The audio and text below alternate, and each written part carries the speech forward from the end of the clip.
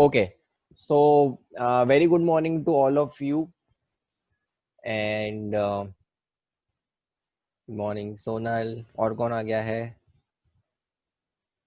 इशिता, आयुषी, दिवेश भी आ गया है, हर्ष, एचपी, मैत्री, मुकेश जैन, नेहा अग्रवाल, निकिता सराफ, पामेली, बहुत टाइम बाद देख रहा हूँ पामेली आपको, प्रांजलि, श्रेया, सोनल, विनी, ये सब लोग आ गए हैं। ओके, तो ऑलमोस्ट जो लोग रोज आते हैं वो तो ऑलमोस्ट आ गए हैं। ठीक है, तो लेट्स स्टार्ट टुडेज डिस्कशन। आज हम लोग क्या पढ़ने वाले हैं? तो आज हम लोग देखने वाले हैं टाइम ऑफ सप्लाई। अब टाइम ऑफ सप्लाई होता क्या है, इसका सिग्निफिकेंस क्या है, और हमको ये क्यों कैलकुलेट करना है। ठीक है, तो अब जब भी कोई भी सप्लाई होता है तो सप्लाई में दो तीन चीजें होती है जो साथ में होती है। फर्स्ट, जैसे आपने अगर कोई गुड्स बेचा है, ठीक है, तो आप गुड्स बेचोगे तो गुड्स आपके गोडाउन से निकल कर सामने वाले जो कस्टमर है आपके, उसके प्रीमाइस तक जाएंगे, तो मूवमेंट होता है। दूसरा, आप एक इनवॉइस इशू करते हो। तीसरा, आपको पेमेंट भी मिलता है। तो अब गवर्नमेंट को क्या बताना था कि आपको टैक्स पे कब करना है। अब ये तीन इवेंट में से WiFi was not working family. Okay, तो आई होप अब everything is fine over there in Kolkata, and you can anyways now have a look at the videos that are there on YouTube and you can recover. Okay, ठीक है। तो हाँ, where we Radhika, good morning. आप आज late हो 2 minute. Anyways, morning Ashita. चलो, तो हम लोग क्या समझ रहे थे कि टाइम ऑफ सप्लाई क्यों आया और टाइम ऑफ सप्लाई क्या होता है। तो गवर्नमेंट को बताना था कि आपकी टैक्स लायबिलिटी फिक्स कब हो रही है। ठीक है, तो सबसे पहले हमने क्या देखा कि हाँ, एक एक्टिविटी हो रही है, एक्टिविटी सप्लाई हो रही है। सप्लाई अगर एग्जेम्प्ट नहीं है, मतलब टैक्सेबल है, ठीक है, तो फिर आप देखोगे उसका पेमेंट भी कौन करेगा।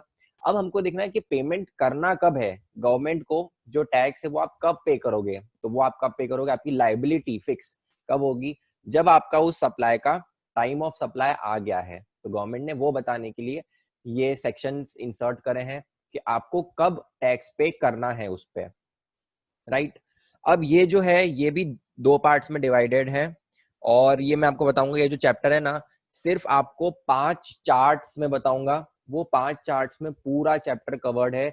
आपको मतलब रिवीजन के टाइम पे सिर्फ वो 5 चार्ट्स देख लेने हैं और आपका सारा काम हो जाएगा। ठीक है, तो ये तो सिर्फ ओवरव्यू है टाइम ऑफ सप्लाई का कि हम लोग क्या पढ़ने वाले हैं। तो टाइम ऑफ सप्लाई में अगेन दो चीजें होगी, time of supply of goods अलग देखेंगे और time of supply of services अलग देखेंगे। Time of supply of goods में भी दो चीजें, फॉरवर्ड चार्ज पे अलग, रिवर्स चार्ज पे अलग। फॉरवर्ड चार्ज मतलब कौन, जब सप्लायर को टैक्स पे करने की लायबिलिटी है तो कब टैक्स पे करेगा सप्लायर, वो हम पढ़ेंगे फॉरवर्ड चार्ज में। रिवर्स चार्ज में अगर रेसिपिएंट को टैक्स पे करना है अंडर रिवर्स चार्ज, तो वो कब टैक्स पे करेगा, वो हम यहाँ पे रिवर्स चार्ज में पढ़ेंगे। Same goes for services also. ठीक है, तो हम लोग सबसे पहले स्टार्ट करेंगे गुड्स का टाइम ऑफ सप्लाई। तो सबसे पहले मैं आपको बताता हूँ नॉर्मली ट्रांजैक्शन में होता क्या है। तो जैसे अगर आप एक सप्लायर हो, सप्लायर ऑफ गुड्स, ठीक है, तो आप क्या करोगे, फॉर एग्जाम्पल 1 जनवरी को आपने कुछ गुड्स सेल करे, ठीक है, आपने 1 जनवरी को गुड्स सप्लाई करे। अब जनरली हम लोग उसी डेट इनवॉइस भी बना देते हैं। जैसे फॉर एग्जांपल अगर आपको ध्यान हो, अगर आपने अमेजोन से ऑर्डर किया हो कुछ चीज, तो जैसे ही गुड आता है गुड के साथ इनवॉइस भी आता है, राइट। तो जब सप्लायर गुड्स डिस्पैच कर रहा है, जनरली इनवॉइस भी उसी टाइम सप्लायर दे देता है, ठीक है। और पेमेंट या तो उसी टाइम करते हैं या फिर पेमेंट आप बाद में करते हो। जैसे फॉर एग्जांपल पेमेंट आपका हो गया 5 जनवरी। अब टैक्स पे कब करना है, जब गुड्स डिस्पैच हुए हैं तब, जब इनवॉइस हुआ है तब, या फिर जब पेमेंट रिसीव हुआ है सप्लायर को तब।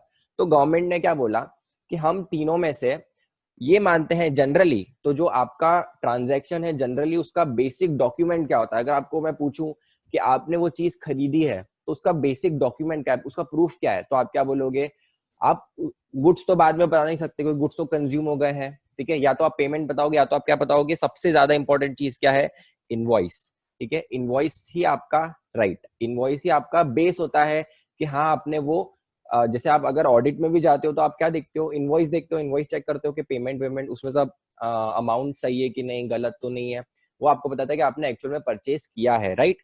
तो इसीलिए जनरली जो आपका टाइम ऑफ सप्लाई है वो क्या होता है, इनवॉइस, मैं आपको जनरली बोल रहा हूँ अभी, ठीक है। तो अभी गवर्नमेंट ने क्या बोला कि ठीक है हम लोग मान लेंगे कि आपका जो इनवॉइस है वो ही आपका टाइम ऑफ सप्लाई है, ठीक है। अब अगर सिनेरियो दूसरा देखिए, ये हो गया आपका केस 1 जो कि नॉर्मली होता है, ठीक है। अगर अपन केस 2 देखें, अब केस 2 में क्या हो रहा है, आपने 1 को गुड्स बेचे, राइट। अभी ध्यान रखना मैं आपको बेस बना रहा हूं आपका कि प्रोविजंस क्यों आए हैं, ठीक है। आपको मतलब सिर्फ अभी ये समझना है कि मतलब टाइम ऑफ सप्लाई में हम घुसे भी नहीं है, मैं आपको ये बता रहा हूँ कि ये सब प्रोविजंस आए क्यों, ठीक है। तो 1 को गुड्स हैं आपके, आपने गुड्स बेचे हैं, ठीक है, और फॉर एग्जाम्पल इनवॉइस भी आपने उसी टाइम रेस कर दिया, लेकिन जो आपको पेमेंट मिला था वो आपको एडवांस में कस्टमर ने 25 दिसंबर को ही पेमेंट आ गया था, ठीक है। अब जब पेमेंट आया होगा तो पेमेंट कैसे आया होगा, फॉर एग्जाम्पल 100 रुपए के गुड्स थे, उस पे 18 रुपीज जीएसटी, आपके पास 118 रुपए आ चुके हैं, आप सप्लायर हो, आप सप्लाई आगे करने वाले हो, आपके पास 18 रुपए गवर्नमेंट के जो है जीएसटी के वो आपके पास आ गए हैं। अब गवर्नमेंट क्या बोलेगी, आपके पास पैसे आए हैं हमें भी दो, आप ये 18 रुपीज खुद क्यों यूज कर रहे हो, ये तो आपको हमको देना ही है, और आपके पास पेमेंट आ गया है तो आप हमको भी दो। इसीलिए गवर्नमेंट ने पहले ये रूल लाई थी कि अगर आपका पेमेंट आपको एडवांस में मिल रहा है, गुड्स के केस में भी पेमेंट आपको एडवांस में भी मिल रहा है, ठीक है, तो आपके पास पेमेंट आ गया तो हमारा है ये तो जीएसटी, ये आप हमको अभी दे दो, आप वेट मत करो सप्लाई का, ठीक है।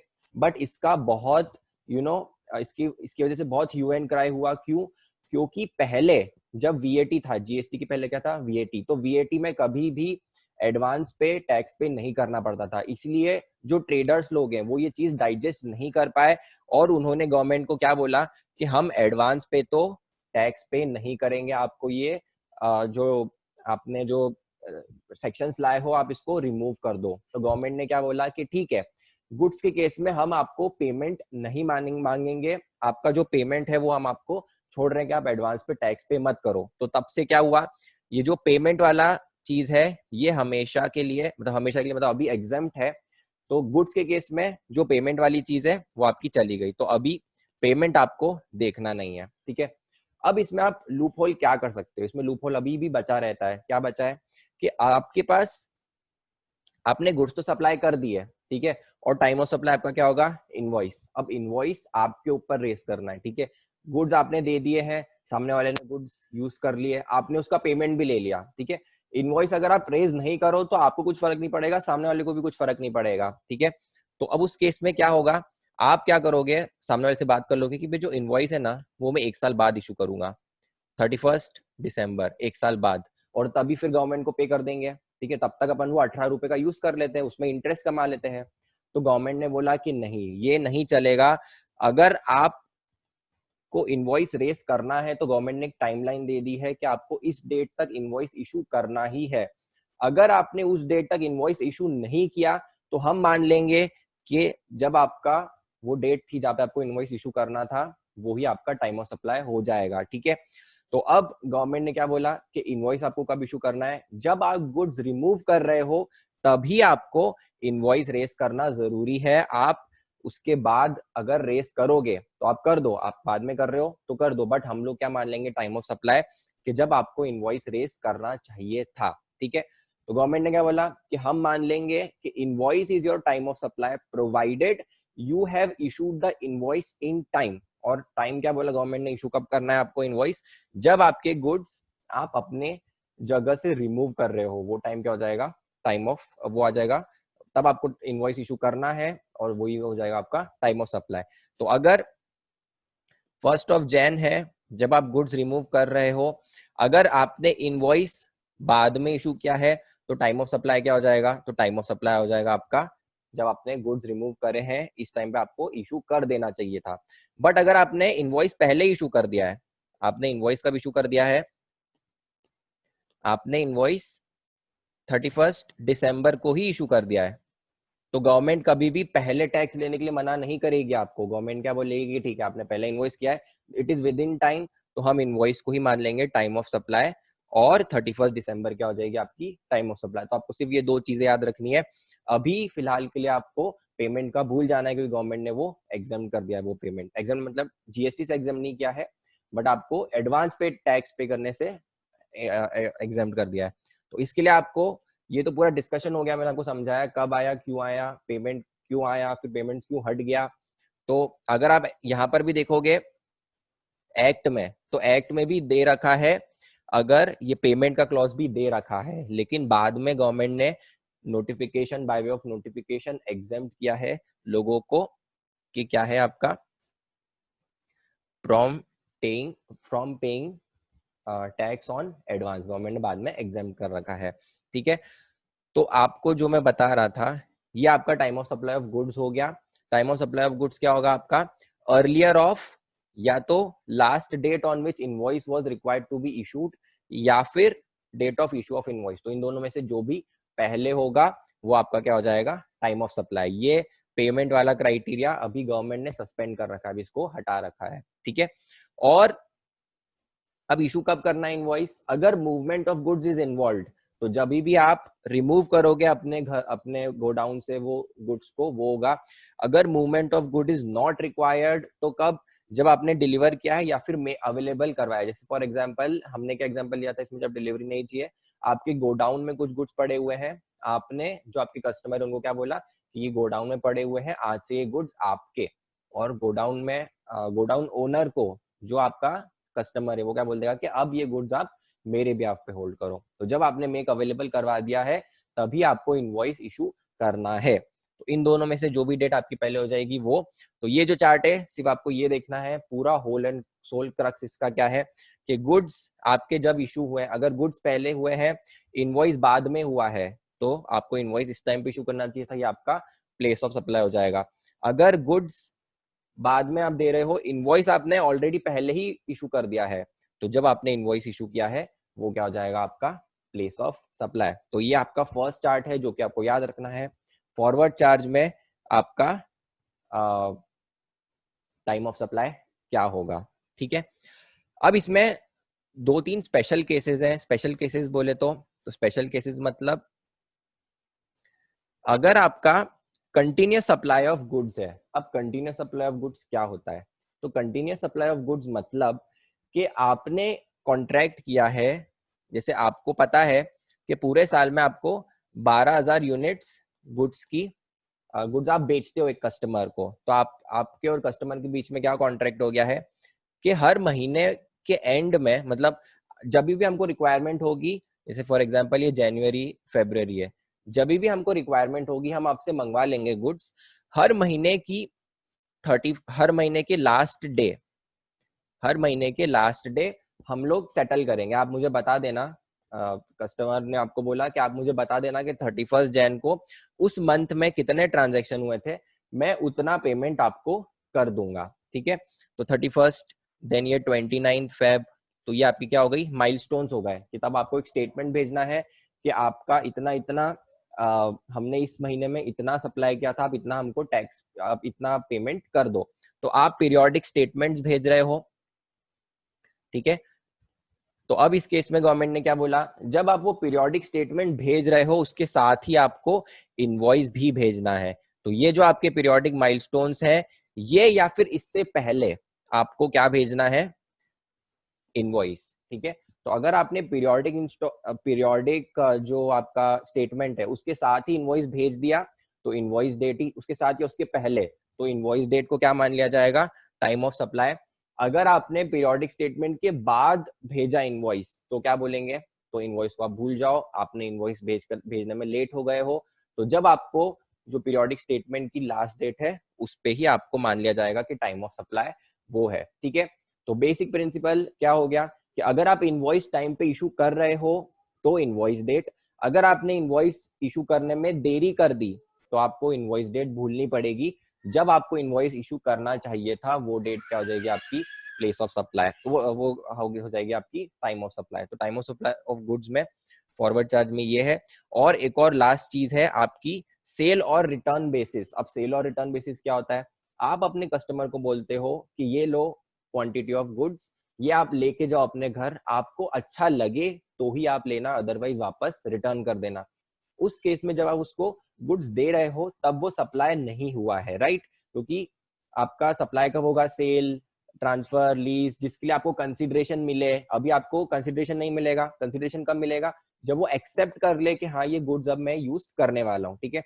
तो गवर्नमेंट ने उस केस में भी क्या बोल रखा है कि अगर आपको जब भी कंफर्मेशन मिल जाए, ठीक है, कि आप हाँ ये अब गुड्स मैं रखने वाला हूँ, तो वो क्या हो जाएगा आपका टाइम ऑफ सप्लाई। जब आपको कंसिडरेशन, जब आपको कंफर्मेशन मिल जाए सामने वाले कस्टमर से।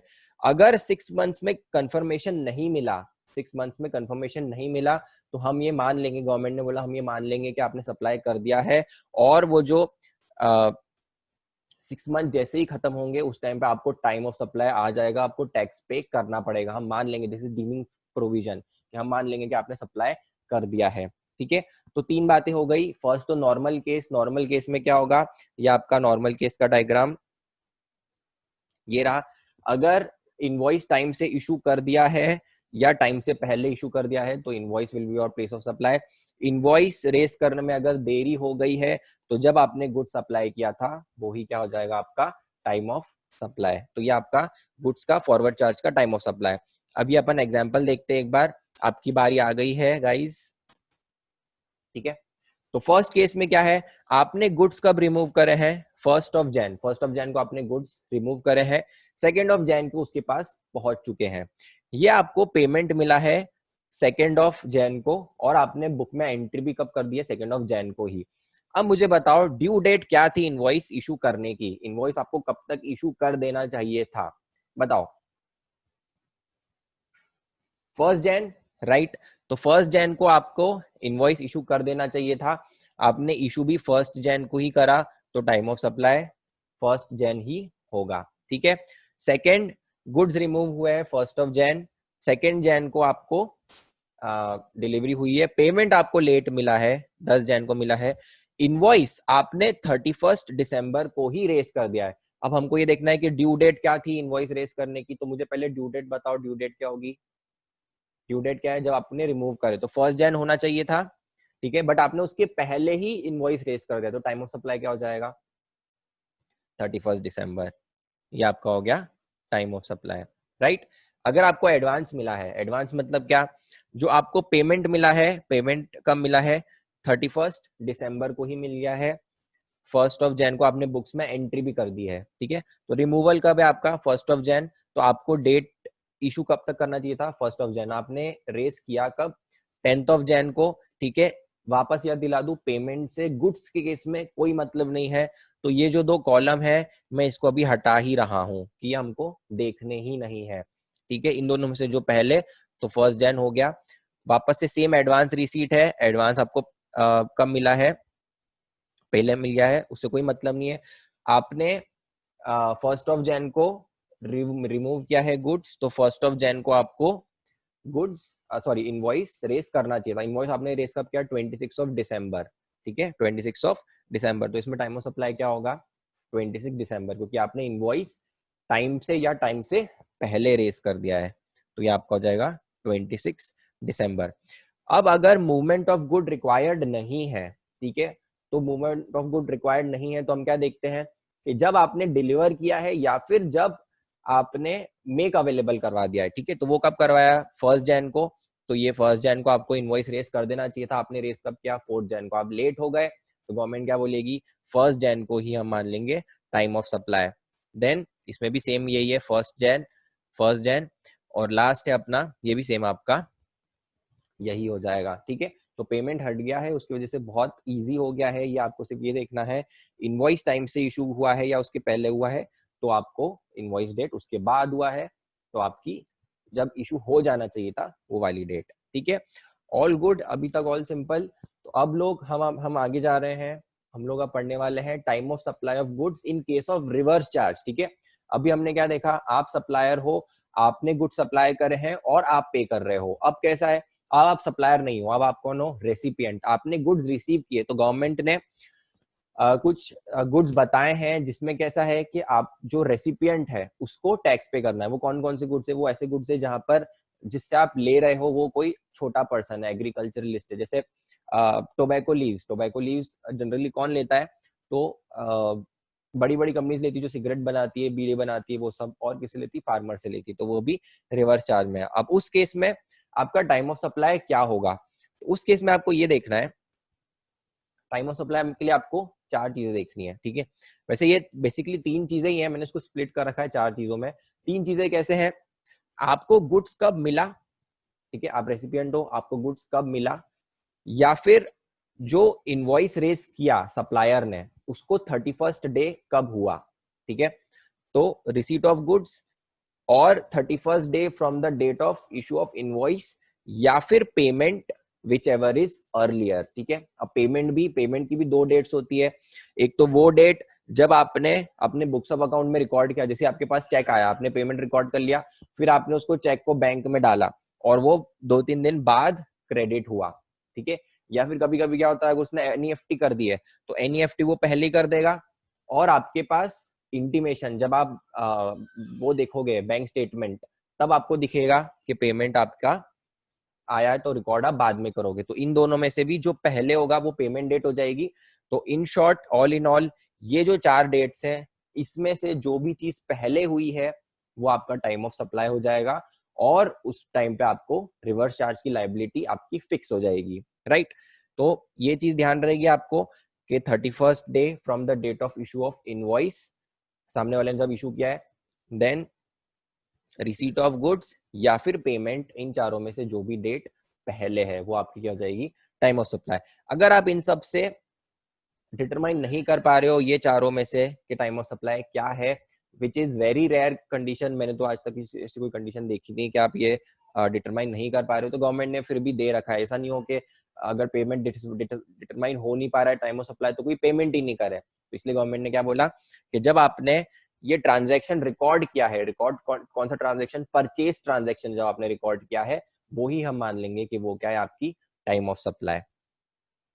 ठीक है, अब है time of supply in case of vouchers. अब वाउचर्स क्या होते हैं, तो वाउचर्स क्या होते हैं, जैसे आपने अमेजोन का गिफ्ट कार्ड देखा होगा, उसमें क्या होता है कि आपने वो गिफ्ट कार्ड खरीदा 5,000 का, फॉर एग्जाम्पल आपने गिफ्ट कार्ड खरीद लिया। अब आपको जब इच्छा हो तब आप उससे शॉपिंग कर सकते हो, कुछ भी चीज खरीद सकते हो। राइट, अब इसका टाइम ऑफ सप्लाई क्या होगा, जब वाउचर आपको मिला, जब आपने वाउचर खरीदा तब होगा, या फिर जब आपने उसको रिडीम किया तब होगा। तो अमेजोन पे जब आप जाते हो तो वाउचर से आप क्या क्या खरीद सकते हो, तो आप सब चीजें खरीद सकते हो। उससे ईयरफोन्स भी खरीद सकते हो, आप उससे ई बुक भी खरीद सकते हो, आप कुछ फर्नीचर भी खरीद सकते हो, आप क्लोथ भी खरीद सकते हो, कुछ भी खरीद सकते हो। तो अभी जब वाउचर इशू किया, वाउचर पे लिखा है क्या क्या आप क्या खरीद सकते हो, नहीं। अगर मैं आपको बोलूं कि जब वाउचर इशू किया तभी आपको टैक्स पे करना है, अमेजोन को तभी टैक्स पे करना है, तो अमेजोन डिटरमाइन कर पाएगा कि किस रेट पे टैक्स पे करे, क्योंकि वो तो डिपेंड करेगा कि आप क्या चीज खरीदते हो। इसलिए गवर्नमेंट ने क्या बोला, अगर आपको पहले से पता नहीं है कि वो वाउचर से क्या क्या खरीदा जा सकता है, बहुत सारी चीजें खरीदी जा सकती है, सबका रेट अलग है, तो आपको टैक्स कब पे करना है, जब वो वाउचर रिडीम हो रहा है। तो अमेजोन के केस में जब आप वो वाउचर रिडीम करोगे तब अमेजोन या फिर जिसने भी वो सप्लाई किया है उस टाइम पे वो टैक्स पे करेगा, आपके वाउचर के टाइम पे नहीं करेगा। बट अगर आपने वाउचर इशू किया और आपको उसी टाइम पता है कि वो वाउचर से क्या क्या चीजें खरीदी जा सकती है और उन सबका रेट भी सेम है, फॉर एग्जाम्पल बैगिट एक लेदर मतलब एक्सेसरीज का ब्रांड है, उसमें आपको एक वाउचर मिला 5,000 का, बैगिट का वाउचर, कि आप उससे बैग खरीद सकते हो कोई सा, और सारे बैग के जो रेट है वो सेम है। तो अब आपको पता है कि हाँ इससे यही बैग खरीदा जाएगा, तो जब आपने वाउचर इशू किया, जब बैगिट ने आपको वाउचर दिया, उसी टाइम पे बैगिट को टैक्स पे करना पड़ेगा। राइट, तो वाउचर के केस में क्या होगा, अगर आपका जो सप्लाई है वो आइडेंटिफाएबल है कि हाँ इसमें सप्लाई क्या होने वाला है, तो टाइम ऑफ सप्लाई क्या हो जाएगा आपका at the time of issue of voucher. और अगर आपको पता नहीं है कि उसमें उस वाउचर से क्या क्या चीजें खरीदी जा सकती है, बहुत सारी चीजें खरीदी जा सकती है, सबका रेट अलग है, तो अभी आप चाहकर भी टैक्स पे नहीं कर पाओगे। तो गवर्नमेंट ने क्या बोला कि जब रिडीम होगा वाउचर उस टाइम पे आप टैक्स पे कर देना। ठीक है, ये हो गया आपका वाउचर्स के केस में। अगर टाइम ऑफ सप्लाई कभी आप डिटरमाइन नहीं कर पा रहे हो इन सब के बाद भी, अगर रिडीम नहीं हुआ तो उस केस में वैसे उस केस में एक टाइम पीरियड रहता है कि उस टाइम पे अगर उस टाइम तक अगर आपका रिडीम नहीं हुआ तो अगर उस टाइम तक रिडीम नहीं हुआ तो ये मान लिया जाएगा कि सप्लाई जिस डेट पे वो एक्सपायर हुआ उस डेट पे ही आपका सप्लाई हो गया है, और आपको फिर उस के हिसाब से पे वो करना पड़ेगा। तो एक टाइप से ये मान लेंगे कि आपने जो पेमेंट किया है वो हो गया है, काउंट क्या बोलते हैं उससे, वो जब्त हो गया है, राइट। तो आपको उसी टाइम मान लेना पड़ेगा कि आपने उसको एक सर्विस दी है, और एक टाइप से पेनल्टी भी बोल सकते हो उसको। तो उस केस में फिर आपको उसके हिसाब से 18% टैक्स पे करना पड़ेगा जब आपने वो फोरफीट कर लिया वो deposit, right. It is kind of deposit only voucher. ठीक है, अब next, where supply is not determinable. अब इन सब के हिसाब से भी अगर सप्लाई नहीं निकल पा रहा है, सप्लाई नहीं निकल पा रहा है, तो आप क्या करोगे, जब रिटर्न फाइल करोगे आप तभी मान लोगे कि उसी टाइम आपका क्या हो जाएगा, टाइम ऑफ सप्लाई। या फिर अगर वो भी नहीं है तो जब आपने टैक्स पे किया है तब मान लेंगे कि आपका टाइम ऑफ सप्लाई उसी टाइम था और आपने सही टाइम से टैक्स पे कर दिया है। ठीक है, अब लेट फीस। अभी क्या होता है कि अगर आपने कोई सप्लाई किया है उसके लिए आपको जो पेमेंट मिला वो लेट मिला है। जैसे फॉर एग्जांपल ले लेते हैं, आपने 1 को कुछ गुड्स बेचे, राइट। आपको पेमेंट आपने अपने कस्टमर को क्या बोला था कि 31 तक पेमेंट कर देना। ठीक है, इस चीज का जैसे 100 रुपए है तो ये 100 रुपए आप मुझे 31 तक पे कर देना। जो आपका कस्टमर है उसने डेडलाइन मिस कर दी और उसने आपको फेब में पेमेंट किया है विथ इंटरेस्ट। ठीक है, तो 100 रुपए आपको पे कर दिया है प्लस 1 रुपए इंटरेस्ट पे करा है। ठीक है, तो ये जो 100 रुपए है इसका टाइम ऑफ सप्लाई तो पहले ही हो जाएगा जब आप इनवॉइस रेज करोगे। अब ये 1 रुपए का क्या होगा, तो 1 रुपए का क्या होता है, जनरली आप देखो तो 1 रुपए नेगोशिएबल होता है। बहुत बार ऐसा भी होता है कि आप बोल दोगे कि चलो ठीक है 5 दिन की ही बात है तो छोड़ो।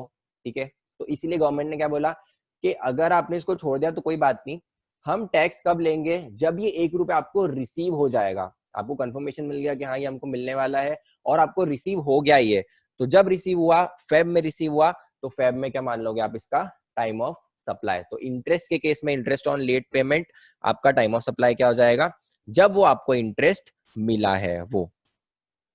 ठीक है, तो ये आपका हो गया time of supply in case of interest, late fee या पेनल्टी, जब आपको मिलेगी एक्चुअल में आपके बैंक अकाउंट में आएगी, या फिर मतलब टाइम ऑफ जब वो आपको मिली है। ठीक है, दोनों में से एक एक पेमेंट का भी, पेमेंट के लिए हम कभी भी क्या देखते हैं कि date of entry in books of account या फिर date of receipt, date of credit in your bank whichever is earlier. ठीक है, अब ये एग्जाम्पल देख लेते हैं। Rajshree buys tobacco leaves from an agriculturalist, तो ठीक है रिवर्स चार्ज पे लगेगा। The leaves are ordered on first of June को आपने ऑर्डर किया है। आए कब है लीव्स, 10th ऑफ जैन को आई है। इनवॉइस आपको मिल चुका था 6th को, तो ये आपकी ऑर्डर किया आपने, देन आपने इनवॉइस मिल गया आपको 6th को, आपने जो पेमेंट रिकॉर्ड किया है 8th को और पेमेंट गया है 12th को, और गुड्स मिले हैं आपके,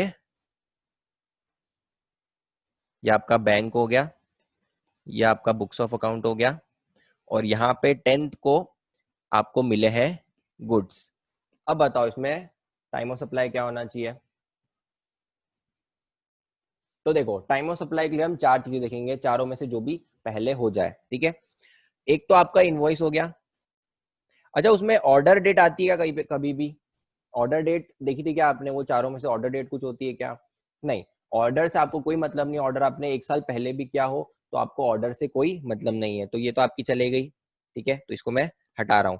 अब बाकी की डेट्स, इनवॉइस आया है आपका 6th को, बुक्स ऑफ अकाउंट्स में आपने एंट्री करी है पेमेंट की 8th को। गुड्स आपके कब आए हैं? 10th है आई थिंक, 10th। और बैंक अकाउंट में आपका पेमेंट हो गया है 12th को, ठीक है। अब हमको ये देखना है इनवॉइस डेट भी आप एग्जैक्टली सेम वैसे नहीं लोगे। इनवॉइस डेट के लिए आप क्या बोलते हो कि इनवॉइस, ये रिवर्स चार्ज है, ध्यान रखना ये रिवर्स चार्ज है, ठीक है। तो रिवर्स चार्ज में क्या बोलोगे? इनवॉइस का 31st डे, ठीक है। तो ये तो फेब में चला जाएगा, तो ये तो बहुत दूर हो गया। अब आपको क्या देखना है? बाकी की 3 क्या चीजें बची? एक तो बुक्स ऑफ अकाउंट, या फिर गुड्स, या फिर बैंक, ठीक है। तो इन तीनों में सबसे पहले क्या आ रहा है आपका? 8। तो 8 आपका सही आंसर हो जाएगा, ठीक है। 8th ऑफ जनवरी आपकी टाइम ऑफ सप्लाई, तो ये हो गया आपका 8th ऑफ जैन, ठीक है। Then second, on 10th December, V-Mart issued a voucher to its customer who can do shopping worth 1000 on 26 जनवरी, ठीक है। The customers can buy any item of any amount sold by V-Mart, ठीक है। तो अब बताओ, जो आपने वाउचर इशू किया है 10th को और रिडीम कब होगा? 26 को। टाइम ऑफ सप्लाई क्या होगा? टाइम ऑफ सप्लाई 26 होगा, क्योंकि अभी आपको पता नहीं है कि वो उससे क्या खरीदेगा। तो आप टैक्स पे कैसे करोगे, कितना परसेंट पे करोगे, आपको कुछ पता नहीं है। तो जब आपको पता चलेगा 26 जैन को, तभी आप पे कर देना, ठीक है, गवर्नमेंट ने बोला। देन 1st ऑफ February को टपरवेयर ने इशू करे हैं वाउचर्स टू इस customers who can redeem the vouchers and get a pre determined air tight container. तो उस वाउचर में ही उसका फोटो बना हुआ है कि ब्लू कलर का आपको बॉक्स मिलेगा, ठीक है। द कस्टमर देन क्या है? The at the all the customers redeem it on 14th of Feb। तो वैलेंटाइंस डे पे उन्होंने डब्बे गिफ्ट करे हैं, ठीक है, अपने पार्टनर को। अब उस केस में क्या होगा? आपको पहले से ही पता था, 1st ऑफ Feb को ही पता था आपको कि क्या इस पे इशू होने वाला है। इसमें इशू होने वाला है कंटेनर। तो 1st ऑफ Feb को ही गवर्नमेंट क्या बोलेगी? आप हमको पेमेंट दे दो। A cloth merchant sold 100 meter clothes to its customer on 15th of March। 15 मार्च को क्लॉथ आपने बेचा है। इनवॉइस भी आपने 15 मार्च को ही इशू कर दिया है। द कस्टमर अग्रीड टू पे इन 1 मंथ्स टाइम। कस्टमर ने क्या बोला कि मैं 1 महीने में पेमेंट कर दूंगा, बट कस्टमर ने पेमेंट कब किया? 1 महीने के बाद। 1 महीना आपका कब खत्म हो रहा था? तो आपका 14th ऑफ अप्रैल को 1 मंथ खत्म हो रहा था, ठीक है। पेमेंट कब आया? 30th ऑफ अप्रैल को, ठीक है। क्लॉथ मर्चेंट ने क्या बोला? Invoice recovery of late fee, ठीक है। तो इनवॉइस के लिए मतलब रिकवरी के लिए भी आपको इनवॉइस इशू किया 1st ऑफ May को कि भैया इंटरेस्ट पे कर दो। देन कस्टमर ने लेट फीस का पेमेंट कब किया? 10th मार्च। तो अब आपको बताना है सबसे पहले क्लॉथ का। तो क्लॉथ का तो वेरी सिंपल, आपने इनवॉइस भी उसी दिन रेस किया है और आपका गुड्स भी उसी दिन गया है, तो ये तो 5th मार्च हो जाएगा, ठीक है। अब हमको इंटरेस्ट लेट फीस की बात करनी है कि लेट फीस के लिए क्या होगा, ठीक है। तो अब लेट फीस का बताओ, लेट फीस का क्या होना चाहिए? जब आपने लेट फीस का इनवॉइस इशू किया है तब, या फिर लेट फीस आपको जब मिली है तब। तो इसमें लेट फीस में हमेशा क्या होता है? अनसर्टेनिटी रहती है कि वो आपको मिलेगी कि नहीं मिलेगी। तो गवर्नमेंट ने क्या बोला कि ठीक है, जब आप संतुष्ट हो जाओ, जब आप सेटिस्फाइड हो जाओ कि आपको मिल चुकी है, तभी आप उसका टाइम ऑफ सप्लाई आप हमको पेमेंट करना, अदरवाइज आप पेमेंट मत करना। तो 10th ऑफ May क्या हो गया आपका? Time of supply for late fee received on 10th, right, ठीक है। तो आया आपको समझ में? आपका time of supply of good यहाँ पर खत्म हो गया है। तो सिर्फ ये थोड़ी बहुत चीजें ही हैं जो कि आपको ध्यान रखनी है। It is very simple. और वो जो मैंने आपको चार्ट बताया, सिर्फ 2 चार्ट आपको ध्यान रखने हैं टाइम ऑफ सप्लाई में, तो आपका काम हो जाएगा। एक चार्ट आपका हो गया ये वाला, बुक में ही है। देन दूसरा चार्ट हो गया आपका ये वाला, ये आपका क्या हो गया? रिवर्स चार्ट का। ये पूरे 2 चार्ट में आपका चैप्टर पूरा खत्म हो जाएगा। बस थोड़ी बहुत चीजें आपको और ध्यान रखनी पड़ेगी कि अगर कंटिन्यूस सप्लाई है तो इनवॉइस का भी इशू होना चाहिए। और अगर दूसरा सिनेरियो क्या था हमारा स्पेशल वाला, एक आपका सेल और रिटर्न बेसिस वाला था वो। और वाउचर्स वाला तो इजी है, वाउचर्स वाला is very logical and very common sense, ठीक है।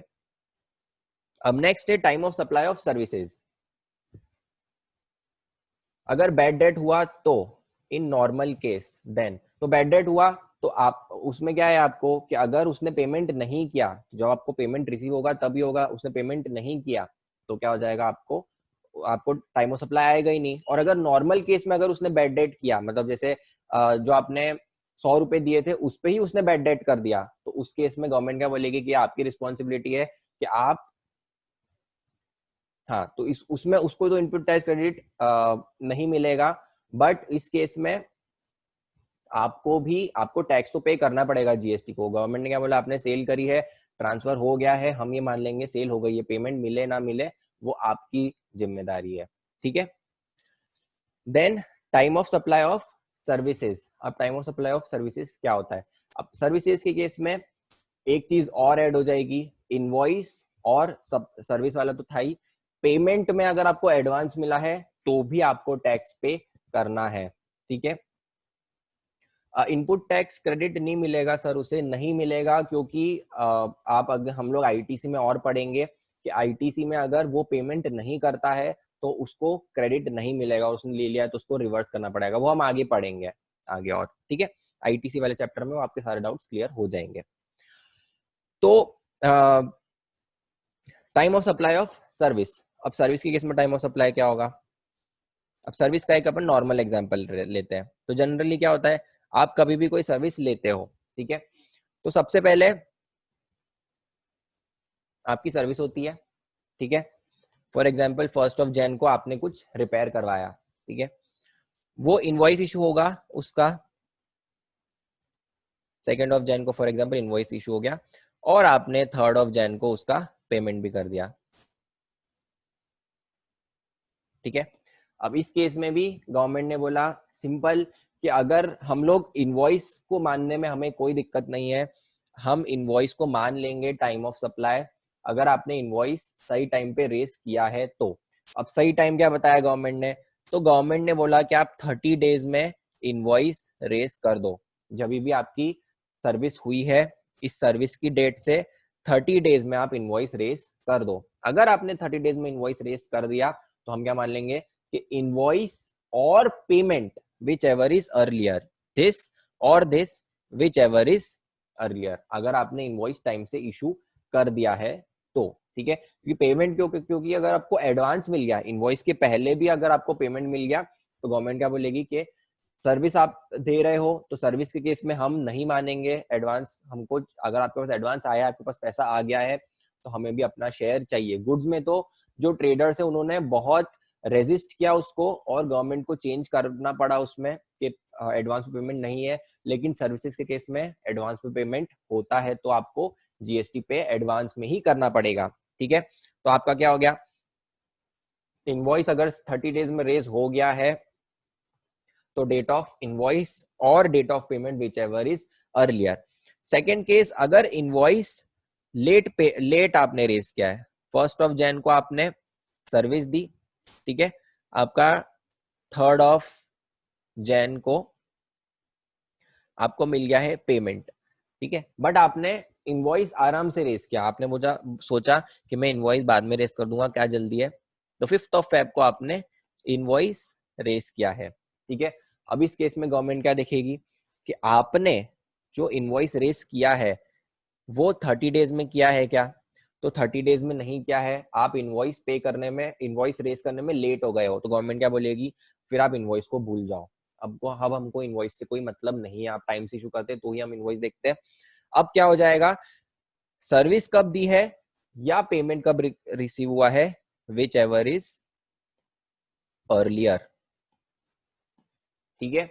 तो यहां पर भी वैसा ही है, अगर आप गुड्स से कंपेयर करो तो गुड्स में क्या होता था कि जब आपने गुड्स दिए हैं तब तक आपको रेज कर देना चाहिए था इनवॉइस, तो वो या फिर invoice whichever is earlier, तो जब आपको रेज कर देना चाहिए था तो the date on which invoice should have been received और date of invoice whichever is earlier. अब इसमें एक चीज एक्स्ट्रा क्या आ गई है, पेमेंट की, ठीक है।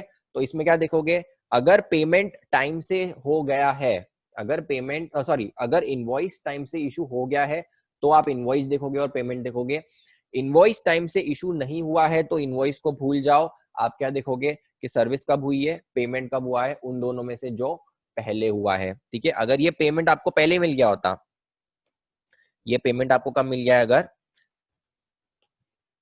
26 दिसंबर को ही मिल गया है, ठीक है, और इनवॉइस आपने बाद में इशू किया है तो इनवॉइस को भूल जाओ, पेमेंट और service whichever is earlier, तो ये आपका क्या हो जाएगा, टाइम ऑफ सप्लाई 26 दिसंबर, ठीक है। इसके लिए भी एक चार्ट है, आपको सिर्फ वो चार्ट देखना है।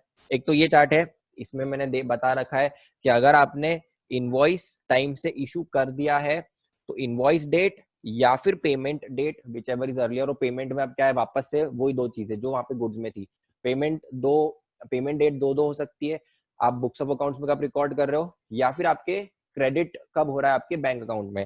तो इन दोनों में से जो पहले होगा वो आपका डेट ऑफ पेमेंट हो जाएगा और फिर उससे कंपेयर करोगे आप इनवॉइस को। तो इन तीनों में से इन शॉर्ट जो भी पहले हुआ वो आपका टाइम ऑफ सप्लाई। अगर इनवॉइस आपने टाइम से इशू नहीं किया है, you have not issued the invoice on time, तो इनवॉइस की डेट को भूल जाओ। आपको क्या देखना है कि सर्विस कब हुई है और पेमेंट कब हुआ है, इन दोनों में से जो भी पहले हुआ है वो आपका क्या हो जाएगा, time of supply of service. Again यहाँ पर एक और चीज है, कंटिन्यूस सप्लाई ऑफ सर्विस। तो सेम उसमें यही होगा जो गुड्स में होता था। कंटिन्यूस सप्लाई ऑफ सर्विस कर रहे हो आप, आपने एक कॉन्ट्रैक्ट किया है कि पूरे साल मुझे सर्विसेज चाहिए और हर मंथ की लास्ट डेट पे हम एक स्टेटमेंट इशू करेंगे कि इस साल का, इस महीने का आपकी इतनी सर्विसेज हो गई है, आप इतना पेमेंट कर दो। तो ये डेट पे आपको इनवॉइस रेस करना है, ये डेट या इससे पहले। अब इसमें ध्यान रखना, इसमें कैच ये है कि इसमें ये जो डेट है यहीं पर आपको रेस करना है, इसके बाद आपको 30 डेज नहीं मिलेंगे, राइट। आपको क्योंकि आपको पहले से ही पता है कि 31st को आप रेस करते ही हो, 31st को आप जैसे स्टेटमेंट भेजते हो साथ में इनवॉइस भी आपको भेजना है। अगर आपने इनवॉइस नहीं भेजा तो क्या हो जाएगा, इनवॉइस की डेट को भूल जाओ, सप्लाई विच इज 31st या फिर payment whichever is earlier. और अगर आपने इनवॉइस टाइम से इशू कर दिया है तो पेमेंट और invoice whichever is earlier. तो रूल सेम है, उसका लॉजिक भी सब सेम है, सिर्फ क्या है आपकी जो time of issue of invoice वो आपका डिपेंड करेगा कि अगर आप कंटिन्यूस सप्लाई ऑफ सर्विस है तो जो आपने डेट बता रखी है उसी पे आपको इनवॉइस रेस करना है। और अगर नॉर्मल सप्लाई है तो उस केस में आप क्या देखोगे कि 30 days from the date of service आपका इनवॉइस रेस हो जाना चाहिए।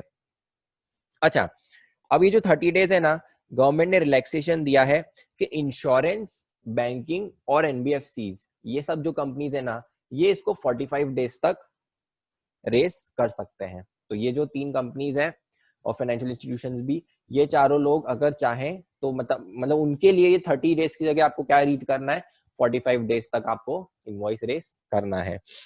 देन अगर ये तीनों कंपनीज है या फिर कोई नोटिफाइड सप्लायर है, गवर्नमेंट ने नोटिफाई कर रखा है, जो कि पेमेंट कर रहे हैं डिस्टिंक्ट पर्सन को, मतलब डिस्टिंक्ट पर्सन मतलब कौन, वो जो खुद की एंटिटी है लेकिन उनका रजिस्ट्रेशन नंबर अलग है, ठीक है।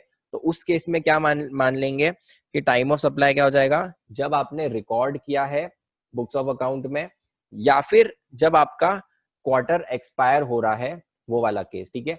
ये सिर्फ बहुत ही स्पेसिफिक लोगों के लिए प्रोविजन है, सिर्फ ये बैंकिंग, इंश्योरेंस, फाइनेंशियल इंस्टीट्यूशंस और एनबीएफसी, टेलीकॉम कंपनीज, अभी ये लोग ही नोटिफाइड है, उनको ही, उनके ऊपर ही ये प्रोविजन लगता है, ठीक है। क्योंकि इन सब के केस में क्या होता है कि ये लोग इनवॉइस भी रेज नहीं करते हैं, पेमेंट भी नहीं करते हैं, सिर्फ एक बुक एंट्री कर देते हैं, ठीक है, कि हाँ ये हमने सर्विसेज रिसीव कर ली, क्योंकि सेम एंटिटी है तो आपको जरूरी नहीं है इनवॉइस रेज करना, पेमेंट इंटरचेंज करना। तो इसलिए गवर्नमेंट ने क्या बोला कि आप ये सब चीजें करने नहीं वाले हो, तो इसलिए हम क्या मान लेंगे कि जब भी आपने रिकॉर्ड करा है उसी डेट पे हम क्या मान लेंगे, टाइम ऑफ सप्लाई। और अगर रिकॉर्ड नहीं किया है, वो भी आप बाद में कर रहे हो, एंट्री बाद में डाल रहे हो, तो जब एक्सपायरी होगी उस क्वार्टर की, हर क्वार्टर में आपको वो टाइम ऑफ सप्लाई करके हमको टैक्स पे करना है, ठीक है। फिर वापस कंटिन्यूस सप्लाई ऑफ सर्विस कब करोगे, जब आपकी वो डेट है, आपकी ड्यू डेट, उस टाइम पे।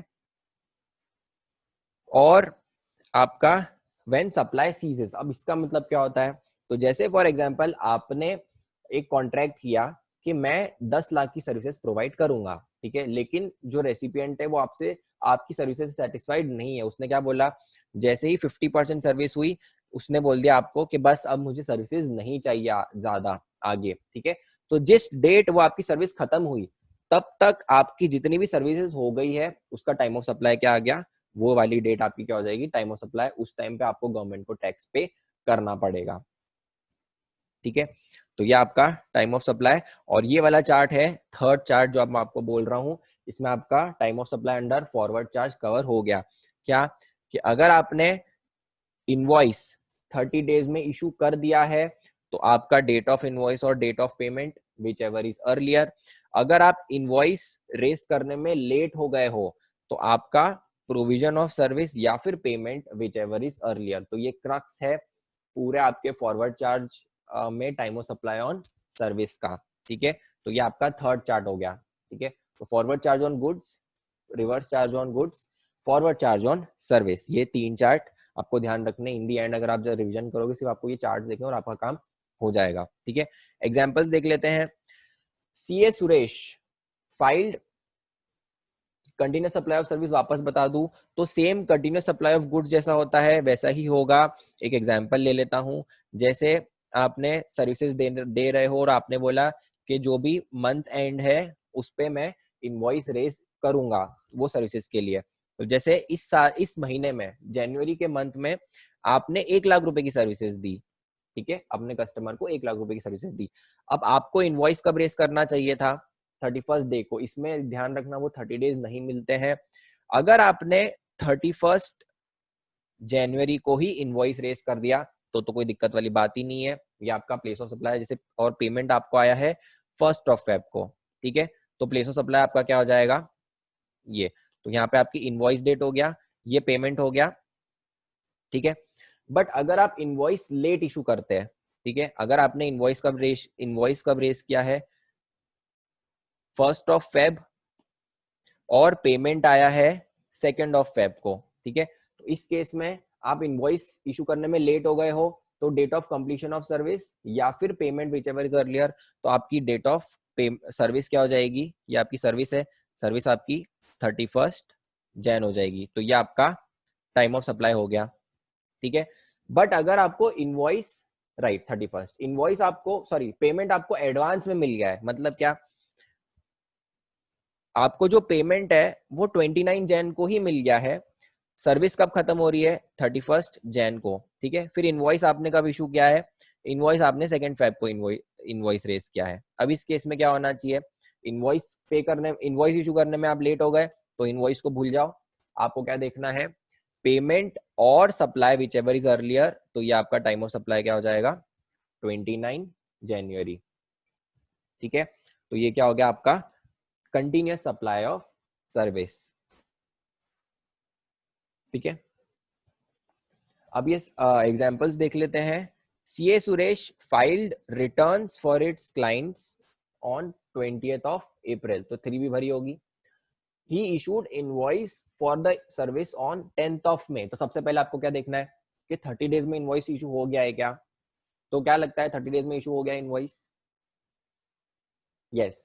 अच्छा, अब कभी कभी ना ये कैलकुलेशन में भी दिक्कत होती है, कंफ्यूजन हो जाता है, एक दिन का ऊपर नीचे हो जाता है। तो मैं आपको बताता हूँ कि कैलकुलेट कैसे करोगे। ठीक है, तो 30 डेज कभी भी आपको कैलकुलेट करने हैं ना, तो आपको ये मानना है कि 20th अप्रैल है। ठीक है, अब ये मान लो कि 20th अप्रैल को आप एक्सक्लूड करोगे। ठीक है, मतलब 20th अप्रैल को तो आपने सर्विस दी है। फर्स्ट डे कब से चालू होगा? 21st से। तो ये जो 20 है ये भी आपको एक्सक्लूड करना है। ठीक है, तो अप्रैल में कितने डेज होते हैं? अप्रैल में होते हैं 30 डेज। ठीक है, 30 में से ये जो 20 डेज है वो आपने हटा दिए। ठीक है, तो अप्रैल के कितने डेज हो गए? 10। अप्रैल के 10 डेज और मई के कितने डेज होंगे? 20, राइट? तो प्लस 20 होगा तभी जाके आपका 30 होगा। तो 20th मई तक आपको इनवॉइस रेस कर देना है। समझ में आया मैं क्या बोल रहा हूं? राइट, 20th मई तक आपको इनवॉइस रेस कर देना है। ठीक है, तो अब इस केस में रेस कब हुआ है? इनवॉइस आपका इनवॉइस रेज हुआ है 10th ऑफ मई को। फिर आपको चेक मिला है, चेक कब मिला है? 30th मई को, और जो कि क्लियर हुआ है 5th ऑफ जून को। तो सबसे पहले आपको बताओ मुझे डेट ऑफ पेमेंट क्या होगा इस केस में? सबसे पहले डेट ऑफ पेमेंट बताओ, डेट ऑफ पेमेंट क्या होगा? डेट ऑफ पेमेंट 38 में होगा, राइट? डेट ऑफ पेमेंट क्या होगा कि जब आपने एंट्री करी है वो, या फिर जब आपका चेक क्लियर हुआ है, आपके अकाउंट में क्रेडिट पैसा आया है, उन दोनों में से जो भी earlier, whichever is earlier is your date of payment. तो डेट ऑफ पेमेंट हो गया आपका 30th ऑफ मई। ठीक है, अब जब आपने इनवॉइस टाइम से इशू करा है तो आपको क्या दो चीजें देखनी है? एक तो इनवॉइस देखना है और एक पेमेंट देखना है। तो इनवॉइस कब आया है? 10th को, पेमेंट हुआ है 30th को, विच एवर इज अर्लियर। तो 10th में आपका क्या हो जाएगा? Time of supply, right? A builder received 5 lakh advance on 10th June for making a farmhouse. The farmhouse work got completed on 30th of September. तो 1 जून को payment मिल गया है एडवांस 5 लाख और कंप्लीट कब हुआ है काम 30th of September. The builder raised full invoice of 8 lakh 8 lakhs, ठीक है, 8 lakhs on 10th of October and received remaining 3 lakhs on 20th of October. मतलब क्या हुआ, आपको 5 लाख एडवांस मिल गया है कब, 1 जून को, सर्विस कंप्लीट हुई है 30th September को, आपने पूरा इनवॉइस 8 लाख का रेस कर दिया है 10th October और पेमेंट आपको कब मिला है, बाकी का 3 लाख पेमेंट मिला है 20th October को, ठीक है। अब इसमें हमको बाइफरकेट करना पड़ेगा 5 और 3 में, ठीक है। तो 5 लाख का आपका सप्लाई अलग हो गया, 3 लाख का सप्लाई अलग हो गया, ठीक है। अब 5 लाख का सबसे पहले बताओ, एडवांस मिला है 1 जून को, ठीक है। तो उस केस में क्या देखोगे, आपका date of issue of invoice और date of payment whichever earlier. तो एडवांस मिल गया है तो बात ही खत्म हो गई, आपको एडवांस पे ही टैक्स पे करना पड़ेगा। तो जैसे ही 5 लाख एडवांस मिला है वो आपको 5 लाख पे उसी टाइम पे करना है। अब बची बात 3 लाख की, ठीक है। तो 3 लाख का इनवॉइस रेज हुआ है, मतलब जो डेट कंप्लीशन डेट है सर्विस की वो 30th September है। आपको इनवॉइस इशू कब किया है आपने, 10th October। सबसे पहले क्या देखोगे कि आपने इनवॉइस टाइम से इशू करा है कि नहीं किया है। तो आपने इनवॉइस तो टाइम से इशू किया है, राइट, 30 डेज में इनवॉइस हो गया है। तो अब इनवॉइस डेट या फिर payment whichever is earlier, तो पेमेंट आपका 10th October, तो 10th October आपका 3 लाख का लिए आपको जो टैक्स है वो आपका 10th October हो गया है। तो you guys are all right, आपने सबने सही आंसर दिए हैं, ठीक है। A painter painted a house on 1 Feb and raised a invoice on 2 March, ठीक है, and received payment on 5 March। अब यहाँ पे थोड़ा सा कैलकुलेशन का खेल है सिर्फ, ठीक है। तो 1 Feb को आपने पेंट किया है, ठीक है। अब फरवरी में होते हैं 29 डेज, है ना। 29 डेज में से एक आप माइनस कर दो तो 28 डेज तो ये आपके हो गए फरवरी के। अब मार्च का देखोगे तो मार्च क्या हो गया, 1 और 2, तो आपको 2 मार्च तक इनवॉइस रेस कर देना चाहिए था और आपने रेस कब किया है, 2 मार्च को ही तो रेस किया है आपने इनवॉइस। तो आप लेट कहाँ हुए, है ना। 2 मार्च को आपने रेस कर दिया invoice, you are not late. तो डेट ऑफ इनवॉइस और date of payment whichever is earlier, तो आपका 2 मार्च आपका हो जाएगा टाइम ऑफ सप्लाई, ठीक है।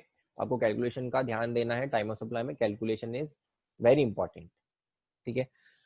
A contractor repaired machinery of his customer on 1 July, invoice raised on 2 August और पेमेंट कब रिसीव हुआ है, 5 August। ये आपको बताना है मुझे, इनवॉइस रेस कब हुआ है, 2 August। अब ये जुलाई जो है वो 31 का मंथ होता है, ठीक है। तो इसीलिए आप लेट हो गए हो इनवॉइस रेस करने में, जैसे आप लेट हुए इनवॉइस को भूल जाओ, पेमेंट या service whichever is earlier, service earlier है तो 1 July। Abhishek provided services of printing on customer T shirts on 15th January, payment मिल गया है 20th January और इशू ऑफ इनवॉइस कब हुआ है, 1 Feb। तो इस डेट में क्या होना चाहिए, इनवॉइस टाइम से रेस हो गया है लेकिन आपको जो पेमेंट है वो इनवॉइस के भी पहले मिल गया है। तो पेमेंट और invoice whichever is earlier, तो 20th Jan आपका टाइम ऑफ सप्लाई, ठीक है। अब नेक्स्ट है आपका कंटिन्यूस सप्लाई ऑफ सर्विस का क्वेश्चन, ये मैं डिलीट कर रहा हूँ सब चीजें। तो कंटिन्यूस सप्लाई ऑफ सर्विस में क्या होगा, Lodha accepted contract of building of residential complex, 4 equal instalment में पेमेंट होगा 25%, 50%, 75% और 100%। तो ये माइलस्टोन डिसाइड हो गए पहले कि आपको इस डेट पे पेमेंट करना है। अब 25% कब हुआ है, 10th January को, उसके लिए पेमेंट मिल गया है 15 जनवरी को और इनवॉइस रेज हुआ है 10th February को। इनवॉइस बहुत लेट इशू हुआ है, ठीक है। इनवॉइस कब लेट हुआ है, 10th Jan से आपका 10th Feb, तो ये 31st डे पे इशू हुआ है, ठीक है। जनवरी का महीना अपना 31st का महीना होता है, तो इसीलिए आपका लेट हो गया इनवॉइस, तो इनवॉइस को भूल जाओ। Date of completion of service और डेट ऑफ अच्छा नहीं, इस केस में ये कंटिन्यूस सप्लाई ऑफ सर्विस है। वापस आपको याद दिला दूं, this is continuous supply of service, this is not normal supply. ठीक है, तो उस केस में आपको 30 डेज नहीं गिनना है, उस डेट में आपके इसी डेट पे इनवॉइस इशू हो जाना चाहिए। वापस याद दिला दूं, 30 डेज आपको नहीं गिनना है, क्योंकि ये कंटिन्यूस सप्लाई ऑफ सर्विस है। आपको पहले से पता है कि जैसे ही 25% होगा मेरे को स्टेटमेंट इशू करना, इनवॉइस इशू उसी डेट करना पड़ेगा। ठीक है, तो आपने रेज नहीं किया है, तो ये आपका आंसर क्या जाएगा, 10th ऑफ जनवरी। 50% वर्क कब हुआ है, 30th ऑफ जून को। आपको जो पैसा मिला है पेमेंट, वो कब मिल गया है, 29th ऑफ जून, और इनवॉइस रेज किया है आपने 5th ऑफ जुलाई। अब बताओ, आपको एडवांस में पेमेंट मिला है, तो जब भी एडवांस में मिलता है तो क्या हो जाता है, और इनवॉइस कब रेज हुआ है, इनवॉइस आपका टाइमली रेज हो गया है, तो डेट ऑफ इनवॉइस या date of payment whichever लिया, तो डेट ऑफ पेमेंट आपका 29 जून। ठीक है, 75% कंप्लीट हुआ है 30th ऑफ अगस्त को, पेमेंट मिला है 1st ऑफ अक्टूबर, और जो इनवॉइस रेज हुआ है वो 30th ऑफ सितंबर। तो अगस्त और सितंबर 15 दिन में ही इनवॉइस रेज हो गया है, तो 15 सितंबर या डेट ऑफ पेमेंट 1st अक्टूबर विच एवर इज अर्लियर, तो 15 सितंबर आपका क्या हो गया, टाइम ऑफ सप्लाई।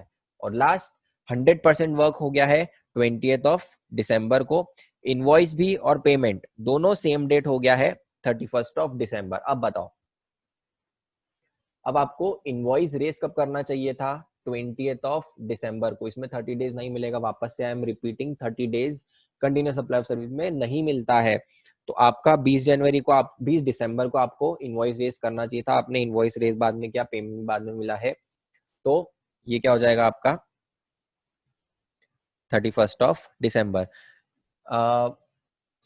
15 सितंबर कैसे, तो 75% वर्क हो गया आपका इस देर को, तो पेमेंट आपने 15 डेज में, इनवॉइस आपने 15 डेज में रेस कर दिया है, मतलब आपने टाइम से रेस कर दिया है।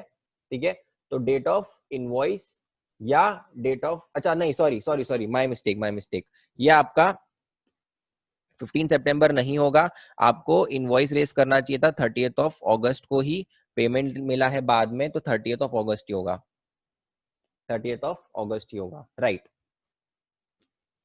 Right, I have corrected it. Thank you guys बताने के लिए, आई जस्ट मिस्ड इट। ठीक है, तो आपको मेन, अब आपको मेन याद आया होगा कि जहां पर मैंने भी गलती कर दी, तो कहां पर गलती करी कि कंटिन्यूस सप्लाई ऑफ सर्विस में आपको इनवॉइस उसी डेट पे इशू करना है, उसमें आपको 30 डेज नहीं देखना है। राइट, ठीक है। Mister X received a deposit on 25th of March, deposit मिला है। Mister X provided services to Y on 1st of June. अब आपको याद रखना है, डिपॉजिट, डिपॉजिट कंसीडरेशन होता है क्या, वापस से हम लोग जा रहे हैं आपका जो सप्लाई चैप्टर है उसमें जा रहे हैं, कि कभी भी आपने डिपॉजिट दिया, जैसे आप कॉशन मनी डिपॉजिट करते हो स्कूल में, उसको सप्लाई कंसीडरेशन नहीं मानते हैं। ठीक है, तो ये एडवांस नहीं मानेंगे। और सर्विसेज कब प्रोवाइड हुई है, 1st of June, invoice raise हुआ है 20th ऑफ जून। ठीक है, कुछ बोला नहीं है, मतलब नॉर्मल सप्लाई, कंटिन्यू सप्लाई नहीं मानेंगे, मतलब 30 डेज में इनवॉइस भी रेज हो गया है। However, when Y refused to make payment, Mr. X adjusted it with the deposit by passing a journal entry on 25th of June. अब इस केस में क्या हुआ, आपने जर्नल एंट्री पास करी है, आपको पेमेंट रिसीव हुआ ही नहीं है कभी भी। ठीक है, तो वही आपकी डेट ऑफ पेमेंट हो जाएगी, तो ये आपकी हो गई डेट ऑफ पेमेंट। तो इनवॉइस आपने टाइमली इशू किया है, तो डेट ऑफ इनवॉइस या फिर date of payment whichever is earlier, तो 20th जून आपकी क्या हो जाएगी, टाइम ऑफ सप्लाई। ठीक है, तो ये हमारा फॉरवर्ड चार्ज वाला खत्म हो गया है। नेक्स्ट है हमारा रिवर्स चार्ज। रिवर्स चार्ज में सिर्फ एक चीज, जैसे आपको अगर याद हो, तो वो वाला जो हमारा गुड्स का था, उसमें सिर्फ एक चीज और थी कि जब आपको गुड्स मिले हैं, ठीक है, यहाँ पे सर्विसेज में वो नहीं है, आपको सिर्फ 3 चीजें देखनी है। अब इसमें जो डेज है वो भी 61 डेज है, क्योंकि गवर्नमेंट को पता है कि जनरली सर्विसेज का पेमेंट थोड़ा लेट होता है, तो 60 डेज तक का टाइम दिया है कि तब तक अगर आपने पेमेंट नहीं भी किया तो भी चलेगा। तो टाइम ऑफ सप्लाई आपका क्या होगा, जब आपने पेमेंट किया है या फिर अगर 61 डेज हो गए हैं इनवॉइस को, वो which ever is earlier will be your time of supply, ठीक है। और अगर सेम इस केस में अगर आप नहीं निकाल पा रहे हो टाइम ऑफ सप्लाई क्या होगा, तो जब आपने उस परचेज की एंट्री करी है अपने बुक्स ऑफ अकाउंट में, जब आपने एक्सपेंस बुक किया है, वो ही क्या हो जाएगा आपका टाइम ऑफ सप्लाई, ठीक है। Hindustan machine company received services from an advocate on 20th of September, 20th of सितंबर को क्या है आपने सर्विस रिसीव करी है। Invoice raised on 30th of November, तो सितंबर के बाद नवंबर में इनवॉइस रेज हुआ है, और पेमेंट कब हुआ है आपका 31st of December, 31st of December को पेमेंट हुआ है। तो अब इस केस में क्या होगा, यहाँ पे जाते हैं हम, ठीक है। पेमेंट डेट दोनों में पेमेंट, अब इसमें पेमेंट डेट क्या है, पेमेंट डेट एक ही दे रखी है 31st ऑफ दिसंबर, तो ये हो गया आपकी 31st of December payment date, और 61 day from the date of invoice, तो 61 डेज कब होएगा, तो ये आपका इनवॉइस ऑन नवंबर, तो दिसंबर जनवरी, जनवरी में कभी आएगा ये, ठीक है, तो लेट ही होगा, तो आपका 31st दिसंबर क्या हो जाएगा टाइम ऑफ सप्लाई। ध्यान रखना है रिवर्स चार्ज है, आप कभी भी क्वेश्चन देखो तो उसमें ध्यान से पढ़ना। सबसे पहली चीज क्या देखोगे कि सप्लाई ऑफ गुड्स है कि सप्लाई ऑफ सर्विस है। सेकंड चीज क्या देखोगे, उसमें रिवर्स चार्ज है कि फॉरवर्ड चार्ज है। ये सब चीजें आपको सिर्फ दो क्वेश्चंस पूछने हैं खुद से जब आप एग्जाम में क्वेश्चन सॉल्व करोगे, ठीक है, नहीं तो गलती कर सकते हो। Coke India received transportation from GTA on 1st of October, वापस से रिवर्स चार्ज है, जीटीए रिवर्स चार्ज में आता है। The invoice is raised on 10th of अक्टूबर, तो उसने आपको इनवॉइस कब रेज किया है 10th ऑफ अक्टूबर को, and the payment is made on 10th of December, payment date of invoice is 30th of November, मैं बाद में बताता हूँ, अभी सेकंड वाला करते हैं अपन। इनवॉइस कब रेज हुआ है 10th ऑफ अक्टूबर, और पेमेंट कब हुआ है 10th of December by cheque which got cleared on 12th of December, ठीक है। तो ये 10th ऑफ दिसंबर, इसको मैं क्लियर कर देता हूं अभी। 10th ऑफ दिसंबर हो गया एक डेट हो गई 12th ऑफ दिसंबर, और 61st day from the date of invoice, तो आपका 61st डे क्या होगा 10th ऑफ अक्टूबर है, उससे आपको 61 डेज गिनने पड़ेंगे, 61 डेज काउंट करने पड़ेंगे। तो 10th ऑफ अक्टूबर से, अक्टूबर में 31 डेज होते हैं माइनस किए, तो 21 डेज आपके अक्टूबर के हो गए, नवंबर के आपके 30 डेज, तो 51 डेज हो गए। अब दिसंबर में आपको कब तक मतलब आपका 61 डे कब आएगा, तो 9th दिसंबर को आपको 60th डे आएगा, 61st क्या आएगा आपका 10th दिसंबर, ठीक है। तो ये आपका हो गया 10th December, which ever is earlier, तो 10th दिसंबर ही अर्लियर है, right.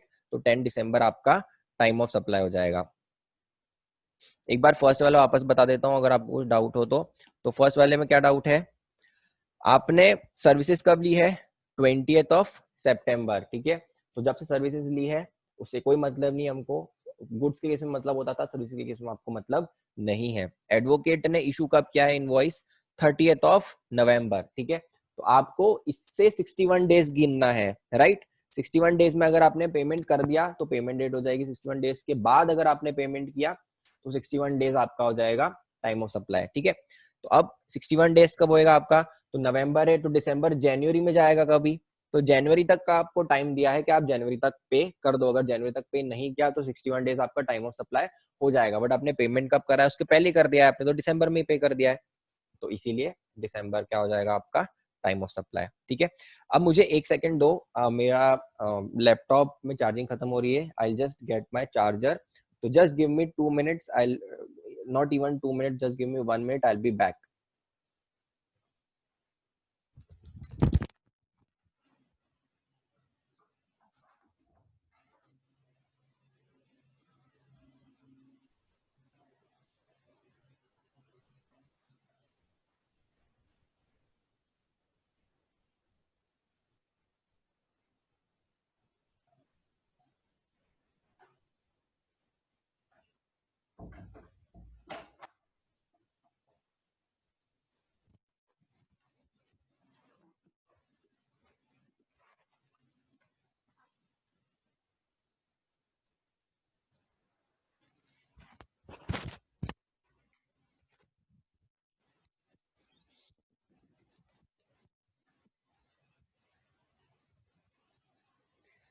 Guys I am back. क्या आप सब लोग हो ऑनलाइन? क्या आप लोग कहीं चले गए हो? दिवेश इज ऑनलाइन, श्रेया भी है, मुकेश, जैन, नेहा, ओके। तो आई थिंक ऑलमोस्ट सब लोग हैं। Priyanka is also here, right. ठीक है, चलो। तो अब हमारा लास्ट टॉपिक बचा है। अच्छा, उसके पहले, अगर time of supply of service in case of vouchers है तो सेम ट्रीटमेंट होगा जो कि गुड्स में होता था। क्या होता था? अगर आपको पहले से ही पता है कि उस वाउचर के बेसिस पे सप्लाई किस चीज का होने वाला है, ठीक है, अगर पहले से ही आइडेंटिफाइड है तो आपको जब इशू कर रहे हो वाउचर तभी टाइम ऑफ सप्लाई आ जाएगा, तभी आपको पे करना है टैक्स। अगर पता नहीं है तो जब रिडीम होगा तो, ठीक है। और रेसिडुअरी भी सेम है। अगर आप नहीं निकाल पा रहे हो इन सब ऊपर वाले सबसेक्शन से कि आपका टाइम ऑफ सप्लाई क्या है, तो क्या मान लिया जाएगा कि जब आपको रिटर्न भरनी है, जब आपने रिटर्न फाइल करी है तब, या फिर जब आपने टैक्स पे किया है उसको मान लेंगे आपका टाइम ऑफ सप्लाई, ठीक है। इंटरेस्ट के केस में भी सेम है। जब अगर आपने लेट पेमेंट फीस या फिर कुछ इंटरेस्ट चार्ज किया है तो जब वो आपको चीज मिलेगी, जब आपको वो अमाउंट मिलेगा तभी आप मानोगे उसका टाइम ऑफ सप्लाई वही टाइम है, ठीक है। अब लास्ट है आपका change in rate of tax. उस केस में टाइम ऑफ सप्लाई क्या होगा? अब इसमें ये बहुत क्रिटिकल है। क्यों? क्योंकि मैं आपको बताता हूं, ठीक है। ये आपकी टाइमलाइन है। गवर्नमेंट ने बोला कि 31 दिसंबर को कोई भी गुड्स या सर्विस, अब ये गुड्स और सर्विसेज के लिए कॉमन है, ठीक है, रेट बढ़ के 5% से बढ़ के 12% रेट हो गया है, ठीक है। तो गवर्नमेंट ने क्या बोला कि किसी भी चीज का रेट 5% से 12% बढ़ जाएगा 31 दिसंबर की रात 12 बजे से, ठीक है। अब आपको जब टैक्स पे करना है तो सबसे क्रिटिकल क्या है? आपको देखना है कि आपको 5% टैक्स पे करना है कि 12% टैक्स पे करना है। उस हिसाब से आप कलेक्ट भी करोगे कस्टमर से, ठीक है। तो गवर्नमेंट ने क्या बोला, उसके लिए पूरे प्रॉपर सेक्शन बनाया है कि कब आपको 5% पे करना है, कब आपको 12% पे करना है, ठीक है। तो अब गवर्नमेंट ने इसको दो पार्ट में डिवाइड करा है। एक पार्ट वो कि जब आपने सप्लाई पहले ही कर दिया है, तो आपने क्या करा है, जो सप्लाई है वो चेंज होने से पहले ही अगर आपने सप्लाई कर दिया है तो उस केस में आपका क्या होगा? Time of supply. अब इसमें 3 केसेस बन सकते हैं, ठीक है। 3 केसेस क्या बनेंगे कि या तो आपने इनवॉइस भी बाद में रेस किया है और पेमेंट भी बाद में मिला है, ये हो गया आपका केस नंबर 1, ठीक है। या फिर केस नंबर 2 क्या होगा? मतलब से 3 के केस बन सकते हैं कि आपने सप्लाई पहले कर दिया है, ठीक है, या तो इनवॉइस आपने पहले रेस कर दिया है और पेमेंट आपका बाद में हुआ है, ठीक है, या फिर पेमेंट आपका हो चुका है पहले ही, इनवॉइस आपने बाद में रेस किया है, ठीक है। तो ये 3 केसेस बन सकते हैं, ठीक है। इससे ज्यादा केसेस क्यों नहीं बनेंगे? क्योंकि अगर तीनों चीजें पहले ही हो गई है तो कोई कंफ्यूजन नहीं, आपको 5% ही पे करना है, या फिर तीनों चीजें बाद में हुई है तो भी कोई कंफ्यूजन नहीं है, आपको 12% पे करना है, ठीक है। अभी आपको इतना समझ में आ रहा है? अब आपको ये देखना है कि मेजोरिटी कहां पर है। Majority wins, majority always wins, ठीक है। तो इस केस में मेजोरिटी क्या है? मेजोरिटी यहाँ पे है 12%, ठीक है। तो आपका टैक्स तो आपको पे करना है 12%, बट कब पे करना है? तो इन दोनों में से जो भी अर्लियर है, विच एवर इज अर्लियर, ठीक है। तो आपको दो चीज याद रखनी है, मेजोरिटी ऑलवेज विंस, और अगर आपका इनवॉइस और पेमेंट दोनों आ रहा है तो विच एवर इज अर्लियर, ठीक है। दूसरी चीज, इस केस में मेजोरिटी ऑलवेज विंस, तो आपको 5% पे टैक्स पे करना है, ठीक है। बट इस केस में क्या होगा, जो इनवॉइस है, इनवॉइस डेट वो आपकी टाइम ऑफ सप्लाई हो जाएगी। तो सप्लाई जो कभी भी है ना, सप्लाई कभी भी time of supply in case of change in rate कभी भी नहीं होगा, ठीक है। और इस केस में भी मेजोरिटी विंस और आपका टाइम ऑफ सप्लाई क्या हो जाएगा? पेमेंट, ठीक है। तो आपको ये ध्यान रखना है। ये चार्ट मैंने ऑलरेडी बना रखा है, सिर्फ आपको दिखा देता हूं। तो ये चार्ट मैंने बना रखा है। एडवांस के केस में, तो एडवांस के केस में भी यही होगा। एडवांस के केस में क्या हो गया, मतलब ये जो पेमेंट है ये आपने पहले ही मिल चुका है आपको, तो पेमेंट डेट आपकी टाइम ऑफ सप्लाई हो जाएगी, ठीक है। ये आपका एडवांस का केस भी इसमें कवर्ड है। तो मेनली ये काम क्या आता है, ये काम ये आता है कि आपको किस रेट पे टैक्स पे करना है। तो ठीक है, जैसे मैंने आपको बताया कि अगर सप्लाई पहले हो चुका है, इनवॉइस और पेमेंट बाद में हुआ है, तो मेजॉरिटी विंस आपको यहाँ पर टैक्स पे करना है। और टैक्स पे कब करोगे, टाइम ऑफ सप्लाई स्पेसिफिकली क्या होगा, इनवॉइस या payment whichever is earlier. Supply आपने अभी किया है, इनवॉइस भी रेस कर दिया था, सिर्फ पेमेंट आपको बाद में मिला है, ठीक है, तो उसको भूल जाओ। मेजॉरिटी विंस और हमेशा इनवॉइस, मतलब सप्लाई को कभी भी हम टाइम ऑफ सप्लाई नहीं होगा। वैसे ही अगर आपको पेमेंट मिल गया है, इनवॉइस बाद में मिला है, तो डेट ऑफ पेमेंट आपकी क्या हो जाएगी, टाइम ऑफ सप्लाई। और ये अगर आपको पेमेंट यहाँ पर भी मिल गया है या फिर इनवॉइस आपने सप्लाई के पहले भी इशू कर दिया है, तो भी इनवॉइस ही आपकी टाइम ऑफ सप्लाई होगा और पेमेंट ही आपका टाइम ऑफ सप्लाई होगा, ठीक है। अब ये हो गया आपका व्हेन गुड्स और services are supplied before the change in rate of tax, ठीक है। अब change in rate of tax के अगर बाद में है, ठीक है, सप्लाई, तो भी सेम प्रिंसिपल लगेंगे, प्रिंसिपल आपके सेम ही लगेंगे, ऑलवेज मेजॉरिटी विल विन। तो आपने दोनों अगर पहले ही कर दिया था, इनवॉइस भी पहले ही रेस कर दिया, पेमेंट भी पहले मिल गया, तो इन दोनों में से जो अर्लियर है वो आपका टाइम ऑफ सप्लाई। अगर पेमेंट बाद में आया है, इनवॉइस आपने ऑलरेडी रेस कर दिया था, तो अगेन मेजॉरिटी विंस और टाइम ऑफ सप्लाई कभी भी सप्लाई नहीं होगा, सेम सप्लाई कभी भी टाइम ऑफ सप्लाई नहीं होगा, इनवॉइस आपका टाइम ऑफ सप्लाई हो जाएगा, भले आपको पेमेंट पहले मिल चुका है, बट मेजॉरिटी ऑलवेज विंस, ठीक है।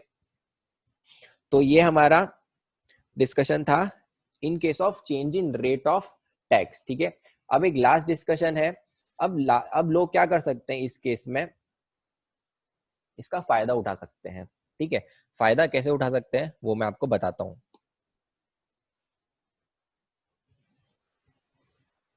जैसे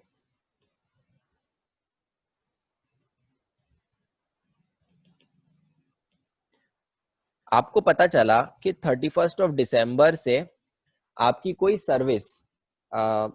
सर्विस टैक्सेबल होने वाली है या फिर उस पर रेट बढ़ने वाला है, तो 5% से 12% होने वाला है, ठीक है। आपने सर्विस ऑलरेडी दे दी थी, ठीक है, लेकिन ना तो आपको पेमेंट मिला है, ना आपने इनवॉइस रेस किया है। 1 जनवरी में खड़े हो, आप कब खड़े हो, 1 जनवरी को, ठीक है। ना तो आपको पेमेंट मिला है, ना तो आपने इनवॉइस रेस किया है, बट अब आपको लालच क्या है कि मुझे कम टैक्स पे करना है, मुझे 5% ही टैक्स पे करना है। तो अब आप इस केस में क्या करोगे, तो आप ये सोचोगे कि मुझे कैसे भी करके, अब इनवॉइस तो मैंने इशू करानी है, ठीक है, इनवॉइस आप बाद में इशू करोगे 1 जनवरी के बाद, अब मुझे कैसे भी करके टैक्स पे कम करना है। तो आप क्या करोगे, बहुत सारे सॉफ्टवेयर में ऐसी चीज होती है कि आप बैक डेटेड एंट्री कर सकते हो, ठीक है। तो आप क्या कर दोगे कि पेमेंट आप पहले ही रिकॉर्ड कर दोगे। आप क्या बोलोगे कि बुक्स ऑफ अकाउंट्स में मुझे 31 दिसंबर को ही ये पेमेंट मिल गया था। अब जो ऑफिसर आएगा वो भी देख नहीं पाएगा कि आपने वो एंट्री बैक डेटेड करी के क्या कर रखी है, ठीक है। तो अब इस केस में क्या हो जाएगा, अगर ये एक्सेप्ट हो गया, ठीक है, अगर ये एक्सेप्ट हो गया तो क्या हो जाएगा, हम लोगों को क्या देखना है, डेट ऑफ पेमेंट। अब डेट ऑफ पेमेंट क्या होता है, entry in books of account और यू नो और credit in the banks which ever is earlier. तो ये मान लिया जाएगा कि आपका पेमेंट यहाँ पे हो गया है और सप्लाई यहाँ पे, पेमेंट यहाँ पे है, तो ये आपका टाइम ऑफ सप्लाई हो जाएगा, ठीक है, ये आपका टाइम ऑफ सप्लाई हो जाएगा। फिर आप बाद में कभी भी पैसे कैश में क्रेडिट अपने अकाउंट में लेते रहो। 10 जनवरी को भी आपका अगर पेमेंट आ गया अकाउंट में, ठीक है, और आपने इनवॉइस भी 10 जनवरी को रेस कर दिया, तो अब ये तो आपने क्या किया, मैनिपुलेशन कर दिया। गवर्नमेंट का टैक्स बनता कितना था, 12%, क्योंकि एक्चुअल में आपने बैक डेटेड एंट्री करी है। आपने एंट्री पहले, अगर आप जेन्युइनली जाते तो आप एंट्री कब करते हैं, आप जब आपको पैसा मिलने वाला है या फिर आपको जब चेक मिला है तभी आप करोगे। तो गवर्नमेंट को समझ में आया, अब गवर्नमेंट को इसके लिए कुछ लूप होल था, इसको प्लग करना था। तो गवर्नमेंट ने क्या सोचा कि आपको जब चेक मिला है उससे एक रीजनेबल टाइम डिसाइड कर लिया गवर्नमेंट ने कि इतने टाइम में तो एटलीस्ट चेक क्लियर हो जाना चाहिए, ठीक है। तो आपने जब एंट्री करी है उसके एटलीस्ट 4 डेज में आपका चेक क्लियर हो जाना चाहिए। अगर 4 डेज में भी आपकी एंट्री नहीं आई बैंक अकाउंट में, तो हम मान लेंगे कि ये आपने गलत किया है, हम इसको पेमेंट डेट ऑफ पेमेंट नहीं मानेंगे, हम बैंक में जब क्रेडिट हुआ है अमाउंट वो मानेंगे कि वो है आपकी एक्चुअल डेट ऑफ पेमेंट। तो ये भी मैंने यहाँ पे बना रखा है कि अगर चेंज ऑफ टैक्स हुआ है जब भी, ठीक है, जब भी date of change of tax हुआ है उसके 4 दिन में अगर आपके पास क्रेडिट में पैसे आ जाते हैं तो हम मान लेंगे कि हाँ ये जेन्युइन ट्रांजैक्शन है और विच एवर इज अर्लियर हम मान लेंगे। लेकिन अगर 4 दिन के बाद आ रहा है आपके अकाउंट में पैसा और आपने एंट्री पहले ही कर दी है तो मतलब गवर्नमेंट को शक हो जाएगा कि ये आपने बैक डेटेड एंट्री करी है। तो इस केस में पेमेंट, वो जो विच एवर इज अर्लियर वाला क्लॉज है ना, वो नहीं लगेगा। गवर्नमेंट क्या बोलेगी कि पेमेंट हम after change in rate of tax मानेंगे और आपको आगे वाला टैक्स पे करना पड़ेगा। ठीक है, तो ये आज का डिस्कशन हम यहीं पर एंड करते हैं। ये समरी है, ये आप एक बार देख सकते हो। तो एक बार मैं समराइज भी करवा देता हूं कि टाइम ऑफ सप्लाई गुड्स के केस में क्या होगा, फॉरवर्ड चार्ज में date of removal of goods या फिर date of delivery of goods, ये मतलब क्या है आपको, क्या आपको इस डेट पे इनवॉइस रेस कर देना चाहिए था। तो जिस डेट पे आपको इनवॉइस रेस कर देना चाहिए था वो, या फिर एक्चुअली आपने डेट किस डेट पे इनवॉइस रेस किया, विच एवर इज अर्लियर, आपका क्या हो जाएगा time of supply in case of forward charge. Reverse charge की बात करो तो आपको 3 चीज देखनी है कि आपको रिसीट कब हुआ है, गुड्स कब मिले हैं, पेमेंट कब आपको कब पेमेंट आपने किया है, क्योंकि आप रेसिपिएंट हो, ठीक है, आप इसमें पेमेंट करोगे तो आपने पेमेंट कब किया है। और इसमें वो दोनों चीजें भी आ जाएगी कि बुक्स ऑफ अकाउंट्स या फिर debit in your bank account whichever is earlier, ठीक है, या फिर 31st day from the date of invoice. ध्यान रखना गुड्स के केस में 31st डे है। देन अगर सर्विस की बात करें तो आपको क्या देखना पड़ेगा कि इनवॉइस टाइम से इशू हुआ है कि नहीं हुआ है। अगर इनवॉइस टाइम से इशू हुआ है तो इनवॉइस डेट या date of payment whichever is earlier. Invoice अगर आपका लेट हो गया है तो इनवॉइस डेट को भूल जाओ, डेट ऑफ सर्विस या date of receipt of payment whichever is earlier. और रिवर्स चार्ज के केस में सर्विसेज में क्या हो जाएगा, पेमेंट डेट या फिर 61st day from the date of invoice. और पेमेंट डेट में क्या हो जाएगी आपकी, वापस से दोनों आ जाएगी, बुक्स ऑफ अकाउंट्स या फिर आपका debit in bank account whichever is earlier. तो उन दोनों में से अर्लियर यहाँ पे निकाल लोगे और इन दोनों में से भी जो अर्लियर, इन शॉर्ट उन तीनों में से जो भी अर्लियर होगा वो आपका रिवर्स चार्ज हो जाएगा। ठीक है, और लास्ट में हमने क्या पढ़ा, ये वाला केस कि अगर टैक्स रेट में चेंज हो रहा है तो मेजॉरिटी ऑलवेज विंस, तो मेजॉरिटी ऑलवेज विंस। और सप्लाई कभी भी टाइम ऑफ सप्लाई नहीं होता है, या तो इनवॉइस होगा या तो पेमेंट होगा, जो भी मेजॉरिटी में बना। तो सप्लाई सिर्फ आपका मेजॉरिटी बनाने के लिए हेल्प करेगा, वो कभी भी टाइम ऑफ सप्लाई नहीं होगा। ठीक है, तो on this note we have completed time of supply. पूरा टाइम ऑफ सप्लाई हमारा खत्म हो चुका है। कल से हम नया चैप्टर लेने वाले हैं